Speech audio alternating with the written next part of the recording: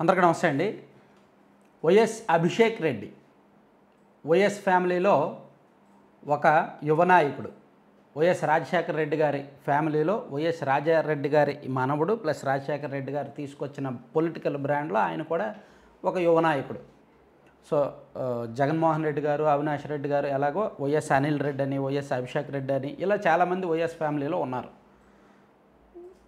So ఈయనకు సంబంధించి ఒక పెద్ద సంచలనమైన వార్త ఇప్పుడు బయటకు వచ్చింది.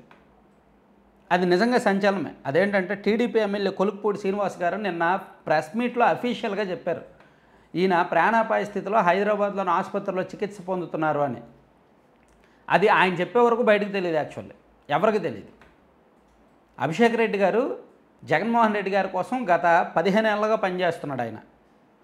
ఆయన వయసు తక్కువైనప్పటికీ 2014, 2019, 2024 3 ఎన్నికల్లో కూడా పులివెందుల నియోజకవర్గంలో జగన్మోహన్ రెడ్డి గారి తరపున, ఆయన వైసీపీ తరపున ప్రచారం చేశారు. పార్టీకి బ్యాక్ ఎండ్లో చాలా వర్క్స్ చేశారు.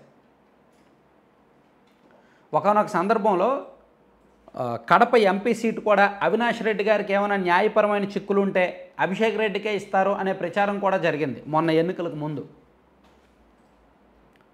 సో ఆయనకు జగన్మోహన్ రెడ్డి గారికి ఎక్కడ విభేదాలు లేవు. కానీ సడన్గా ఆయన హాస్పిటలైజ్ అవ్వడం, ప్రాణాపాయ స్థితిలో ఉండడం, కనీసం ఆయన పరామర్శకు వీళ్ళెవరు జగన్మోహన్ రెడ్డి గారు వెళ్ళకపోవడమే ఒక పెద్ద సమస్య, ఒక పెద్ద సంచలనంగా మారింది. సో ఎందుకు చెడింది వీళ్ళ మధ్య అంటే, ఈ అభిషేక్ రెడ్డి గారంట ఒక వైఎస్ వివేకానందరెడ్డి గారి హత్య కేసులో ఈయన ఇచ్చిన వాంగ్మూలం కారణంగా జగన్మోహన్ రెడ్డి గారికి ఈయనకి చెడింది అనేది తాజాగా బయటకు వస్తున్న ఒక అంశం.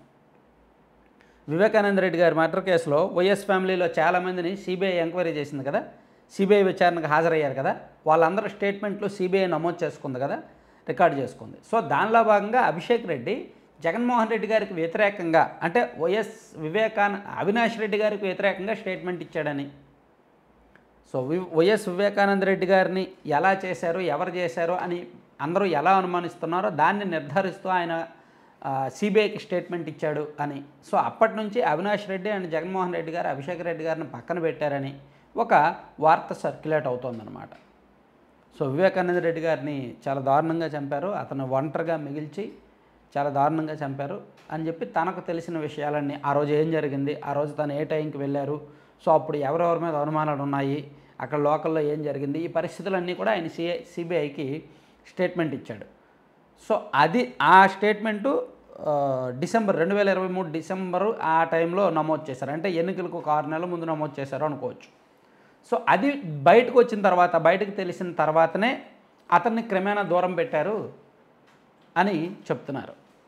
లేకపోతే అతనికి పార్టీలో ప్రయారిటీ ఇచ్చేవాళ్ళే. అతను కూడా చాలా కీలకంగా పనిచేసిన వ్యక్తే రాజకీయాల్లో. వైఎస్ ఫ్యామిలీలో జగన్మోహన్ రెడ్డి గారికి, అవినాష్ రెడ్డి గారి తర్వాత అభిషేక్ రెడ్డి కూడా అంత కీలకమే. కానీ ఈ ఒక్క విషయం మధ్యలే వాళ్ళకి విభేదాలు వచ్చాయి, అందుకని అతన్ని పట్టించుకోవడం మానేశారు అనేది తాజాగా తెర మీదకి వస్తున్న అంశం.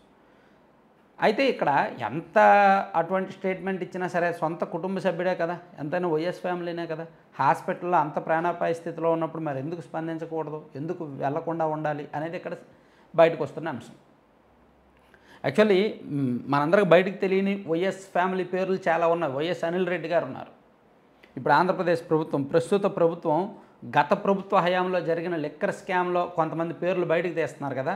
సో ప్రస్తుతానికి ఇంకా పొలిటికల్ పేర్ల వరకు వెళ్ళాల, ఓన్లీ ఆ వాసుదేవ్ రెడ్డి గారి వరకు వెళ్ళి ఆగారు. ఆయన ఇచ్చిన స్టేట్మెంట్ ఆధారంగా, రకరకాల కంపెనీల వాళ్ళు ఇచ్చిన స్టేట్మెంట్ ఆధారంగా అప్పుడు పొలిటికల్ టార్గెట్స్ ఉంటాయి. ఆ క్రమంలో పెద్దిరెడ్డి గారు, పెద్దిరెడ్డి మిథున్ రెడ్డి, విజయసాయిరెడ్డి గారు ఉండొచ్చు. ఆ లిస్టులో వైఎస్ అనిల్ రెడ్డి కూడా ఉండొచ్చు. అనిల్ రెడ్డి గారి పేరు కూడా ఆ జాబితాలో ఉండొచ్చు. ఎందుకంటే ఆయన గత ప్రభుత్వం ఉన్నప్పుడు ఆయన కూడా మద్యానికి సంబంధించి కొన్ని లావాదేవీలను నడిపించారు. ఆరోపణలు ఉన్నాయి, ఆ ఆరోపణలు కూడా ఉన్నాయి. సో ఇట్లా వైఎస్ ఫ్యామిలీలో అందరూ కూడా కొన్ని కీలకమైన విభాగాల్లో గత 5 ఏళ్లలో తలదూర్చారు.